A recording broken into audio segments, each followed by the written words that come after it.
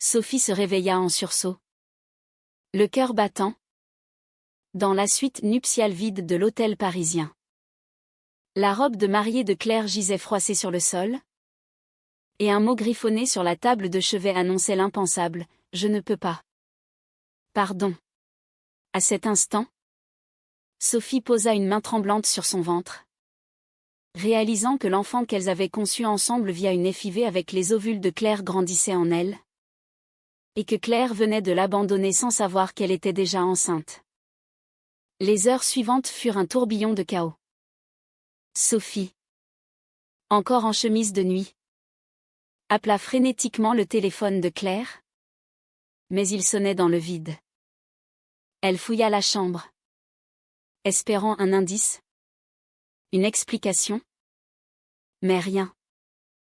Seule la bague de fiançailles de Claire, laissée sur le mot, brillait sous la lumière matinale filtrant par les rideaux. Sophie s'effondra sur le lit, les larmes coulant silencieusement. Comment en était-elle arrivée là? Leur amour avait semblé si solide, si résistant aux tempêtes. Elles s'étaient rencontrées 3 ans plus tôt, lors d'une conférence sur les droits des femmes à Paris. Sophie, avocate spécialisée en droit familial, avait été captivée par Claire, psychologue audacieuse et charismatique. Leur relation avait fleuri rapidement, défiant les regards obliques de la société française encore imprégnée de traditions. Mais les fissures étaient apparues bien avant le mariage. La famille de Claire, conservatrice et catholique pratiquante, avait toujours vu leur union comme une abomination. « Tu vas détruire notre nom » avait hurlé le père de Claire lors d'un dîner tendu à Lyon, où il résidait. Claire avait défendu leur amour avec ferveur, mais Sophie avait remarqué les doutes grandissant dans ses yeux. Les nuits blanches où Claire fixait le plafond, murmurant des prières oubliées de son enfance. Sophie avait cru que le mariage, célébré dans une petite chapelle laïque à Montmartre, scellerait tout. Elles avaient échangé des vœux émouvants, jurant fidélité et soutien mutuel. La réception avait été joyeuse, avec des amis progressistes levant leur verre à leur courage. Pourtant, au milieu de la nuit, Claire avait fui. Sophie décida de ne pas alerter immédiatement la famille. Elle rentra seule dans leur appartement du Marais. Un duplex cosy rempli de souvenirs, photos de voyages en Provence. Livres partagés sur la psychologie et le droit. Elle s'assit au salon, serrant le test de grossesse positif qu'elle avait fait en secret 2 jours avant la cérémonie. C'était censé être leur surprise commune. Un cadeau pour leur nouvelle vie. Maintenant, c'était un fardeau solitaire. Devait-elle avorter? Garder l'enfant sans Claire? Les questions tourbillonnaient, amplifiées par la solitude. Sophie appela sa meilleure amie, Marie, qui accourut. C'est une trahison impardonnable, dit Marie en la serrant dans ses bras. Mais Sophie, malgré la douleur, sentait une étincelle de détermination. Cet enfant était le leur, fruit de leur amour, même si Claire l'ignorait. Les jours suivants, Sophie affronta le monde extérieur. Elle annula les lunes de miel réservées en Bretagne, remboursa les cadeaux. Les appels de la famille de Claire arrivèrent. Inquisiteur, où est-elle? Qu'avez-vous fait? Sophie mentit, prétextant une urgence professionnelle. Intérieurement, elle bouillonnait de rage et de confusion. Pourquoi Claire n'avait-elle pas parlé? Était-ce la pression sociale? La peur de l'engagement? Ou quelque chose de plus profond? Sophie se rappelait les disputes récentes sur l'éducation de l'enfant. Claire voulait une vie discrète, loin des médias qui scrutaient les couples lesbiens célèbres comme elle. Sophie, militante, rêvait d'une famille visible. Un exemple pour les autres. Ce clivage avait-il été fatal? Au bureau, Sophie se plongea dans le travail pour oublier. Un dossier sur un divorce conflictuel lui rappela sa propre vulnérabilité. En tant qu'avocate, elle savait que sans Claire, élever un enfant seul serait un combat légal et émotionnel. La société française, malgré les avancées comme le mariage pour tous, gardait des préjugés tenaces. Les regards dans la rue, les murmures au supermarché. Sophie imaginait déjà les questions à l'école. Où est ta deuxième maman? Elle décida de consulter un thérapeute.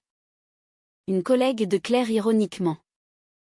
Vous devez affronter vos propres doutes, conseilla la femme. Sophie hocha la tête. Mais au fond, elle se sentait trahie non seulement par Claire, mais par leur rêve commun. Les semaines passèrent, et le ventre de Sophie commença à s'arrondir légèrement. Elle évitait les miroirs, hantée par l'absence. Un soir, en triant les affaires de Claire, elle trouva un journal intime. Les pages révélaient des tourments. Je l'aime. Mais suis-je prête à défier Dieu et ma famille pour toujours? Sophie referma le cahier. Le cœur serré. C'était donc ça, un conflit moral insurmontable. Elle choisit de ne pas chercher Claire, de la laisser partir. Mais l'enfant grandissait. Et avec lui. Une résolution, Sophie élèverait cette fille seule, en lui donnant tout l'amour possible. C'était une décision lourde, pleine de sacrifices à venir. Les mois suivants furent une épreuve de résilience pour Sophie. À 5 mois de grossesse, elle affrontait les nausées matinales seule, tout en gérant un cabinet d'avocats en pleine expansion. Paris, avec ses rues animées, lui semblait désormais un labyrinthe de solitude. Elle avait informé sa propre famille, originaire de Normandie, qui réagit avec un mélange de soutien et d'inquiétude. Et Claire?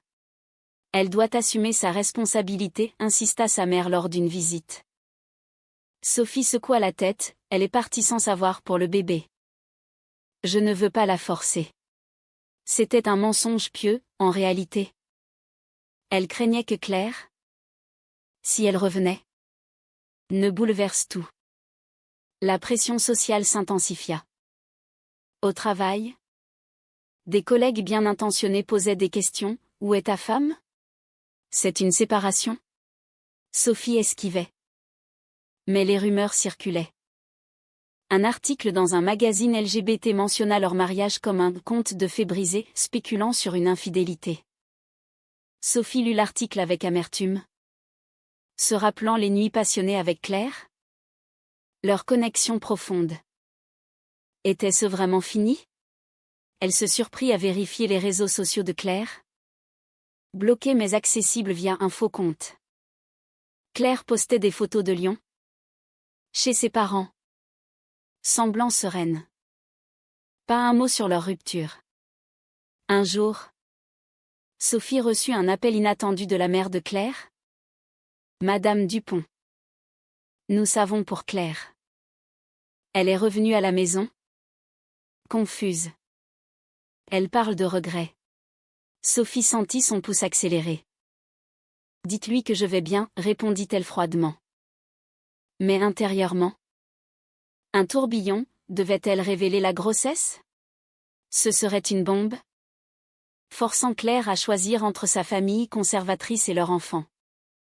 Sophie opta pour le silence. Un choix moral ambigu. Était-ce de la vengeance? Ou de la protection? Elle consulta son thérapeute, vous protégez l'enfant d'un rejet potentiel. Mais Sophie doutait, garder le secret était une trahison en soi. La vie quotidienne devint un combat. Sophie assistait à des échographies seule, voyant le cœur de la petite battre à l'écran. Elle nomma l'enfant en secret, Élise. Un hommage à la grand-mère de Claire. Les nuits étaient hantées par des rêves où Claire revenait, implorante. Sophie se réveillait en sueur, se questionnant sur ses propres faiblesses. Avait-elle poussé Claire trop loin avec son militantisme? Leur relation avait été marquée par des débats houleux sur la visibilité. Sophie voulait parader à la Pride. Claire préférait la discrétion. Je ne veux pas être un symbole, disait Claire. Sophie regrettait maintenant de ne pas avoir écouté. Un conflit familial éclata lors d'un dîner chez les parents de Sophie. Son frère, traditionnaliste. L'achat, c'est contre nature. 2 femmes élevant un enfant. Claire a eu raison de partir. Sophie explosa, c'est notre enfant. Conçu avec amour. La dispute révéla les fractures sociétales, même dans une France progressiste. Les préjugés persistaient. Sophie rentra épuisée, réalisant que son choix d'élever Élise seule la plaçait en première ligne. Elle commença à fréquenter un groupe de soutien pour parents LGBT, y trouvant du réconfort. Une femme, Anna, partagea une histoire similaire. J'ai perdu ma partenaire à cause de la famille. Mais l'enfant m'a sauvée.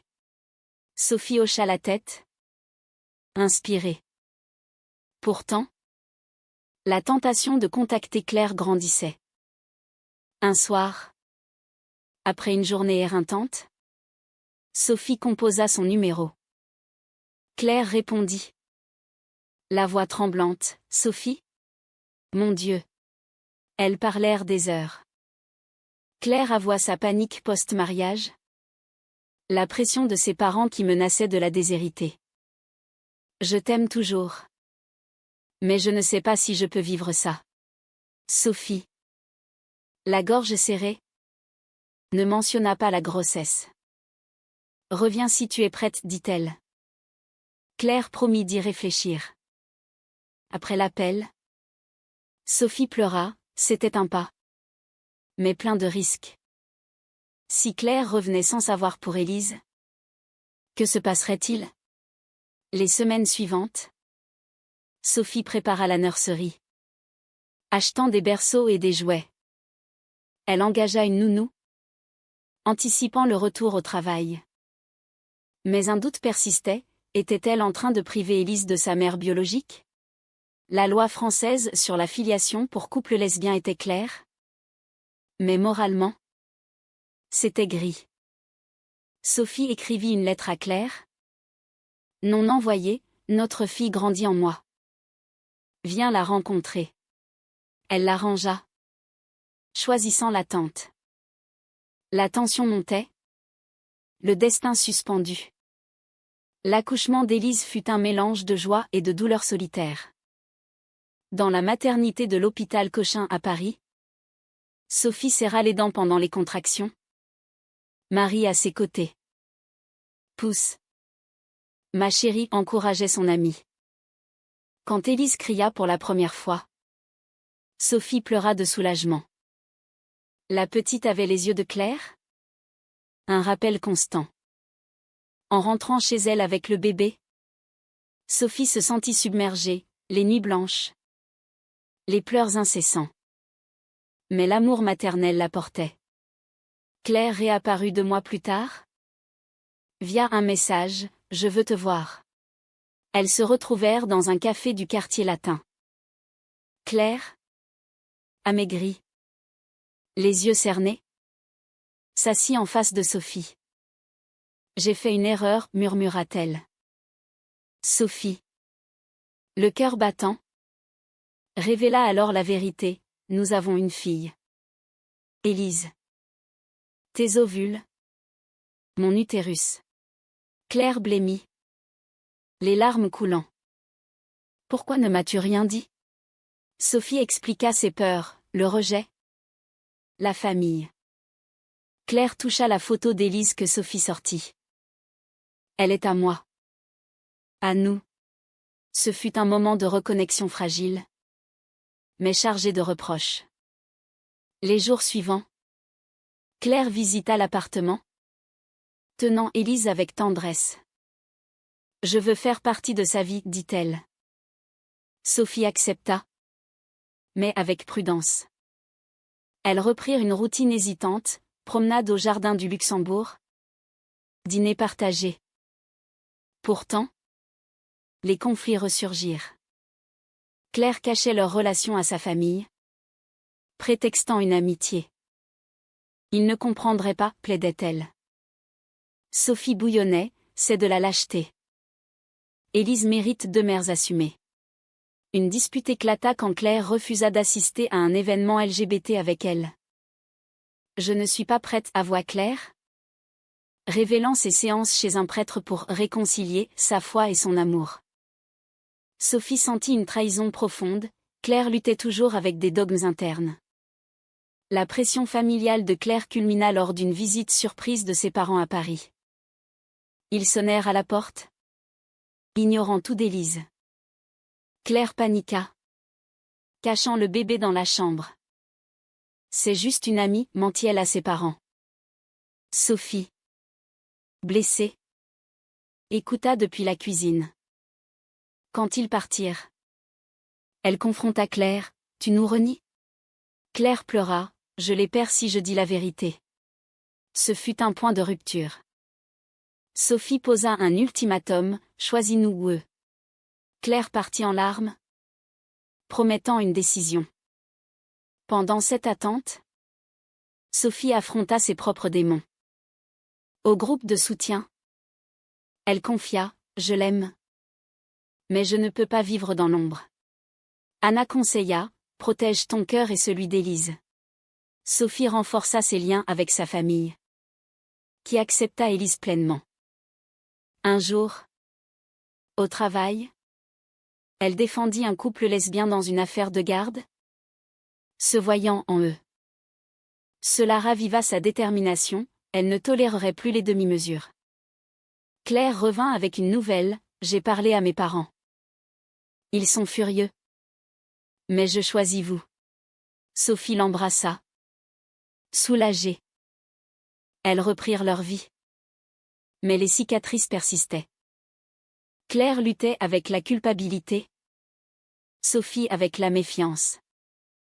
Un soir, lors d'une fête d'anniversaire pour Élise, Claire annonça publiquement leur famille sur les réseaux. C'était un pas audacieux. Mais il attira des haineux en ligne, insultes homophobes, menaces. Sophie serra les dents, c'est le prix de la visibilité. Pourtant, un doute s'insinua. Claire recevait des appels mystérieux, s'isolant. Sophie fouilla son téléphone un soir, découvrant des messages d'une ex-petite amie, Laura, encourageant Claire à revenir à une vie normale. C'était une trahison émotionnelle. Sophie confronta Claire, tu doutes encore? Claire admit, Laura me comprend. Sans les complications. La dispute fut violente. Élise pleurant en fond.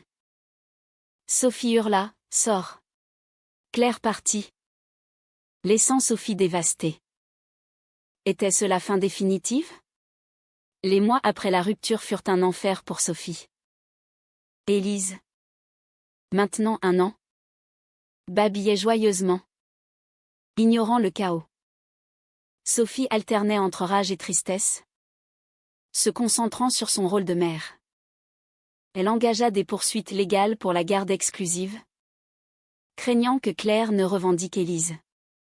C'est pour son bien, se convainquit-elle. Mais moralement, c'était déchirant, priver une enfant de sa mère biologique. Au tribunal, Claire apparut, les yeux rougis, je veux des droits de visite. Le juge, sensible, ordonna une médiation. Pendant les sessions, les vérités émergèrent. Claire avoua son flirt avec Laura, c'était une échappatoire à la pression. Sophie riposta, tu nous as trahis. La médiatrice souligna les conflits sociétaux, votre amour défie les normes. Mais l'enfant paie le prix.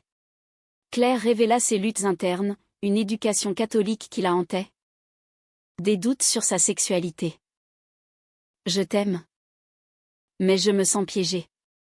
Sophie, émue, admit ses erreurs, j'ai poussé trop fort pour la visibilité. Un compromis naquit, visite supervisée pour Claire. Mais la société amplifia les tensions. Un article dans Le Monde exposa leur affaire, titrant Bataille pour un enfant dans un couple lesbien brisé. Les commentaires étaient virulents, contre nature, pauvre enfant. Sophie reçut des menaces anonymes, forçant un déménagement temporaire. Elle questionna ses choix, valait-il mieux une vie discrète? Claire, de son côté, affronta sa famille, j'assume qui je suis. Son père la renia. Un sacrifice douloureux. Claire confia à Sophie, j'ai perdu tout pour toi et Élise. Une trahison inattendue surgit quand Sophie découvrit que Claire avait consulté un avocat pour contester la filiation. Tu veux me l'enlever, accusa Sophie. Claire nia, juste pour protéger mes droits. C'était un mensonge, les documents montraient une demande de garde partagée. Sophie se sentit poignardée, après tout. Claire priorisait-elle son ego? Elle annula les visites. Un choix controversé. C'est pour Élise, justifia-t-elle. Mais intérieurement, la culpabilité rongeait. Au groupe de soutien, les avis divergeaient, certains applaudissaient sa fermeté. D'autres la jugeaient égoïste. Anna dit, pense à l'enfant à long terme. Sophie réfléchit, réalisant que ses décisions étaient teintées de vengeance. Elle contacta Claire pour une rencontre neutre. Au parc des Buttes-Chaumont. Elles s'assirent sur un banc. Nous devons arrêter de nous blesser, dit Sophie. Claire acquiesça, acceptons nos faiblesses. Elles décidèrent d'une coparentalité prudente, sans romance. Pourtant, l'attraction persistait. Lors d'une visite, leurs mains se frôlèrent, ravivant des souvenirs. Claire murmura, et si on réessayait? Sophie hésita, trop de dommages. Mais le doute s'installa. Un soir, seule avec Élise, Sophie pleura, avait-elle sacrifié leur amour pour la stabilité? La société les avait usés? Mais leur choix personnel amplifiait tout.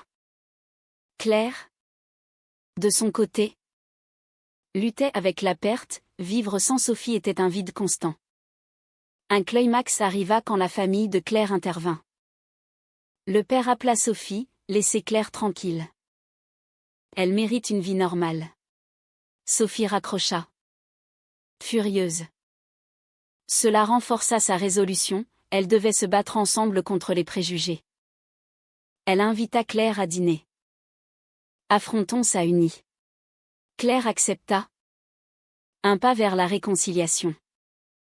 Mais le chemin était semé d'embûches. Les années passèrent. Élise grandissant en une fillette vive de 5 ans. Aux cheveux blonds comme Claire et au tempérament fougueux comme Sophie. Elles avaient établi une coparentalité stable, week-ends alternés. Fêtes partagées. Mais la tension romantique couvait. Sophie sortait occasionnellement. Mais rien ne durait.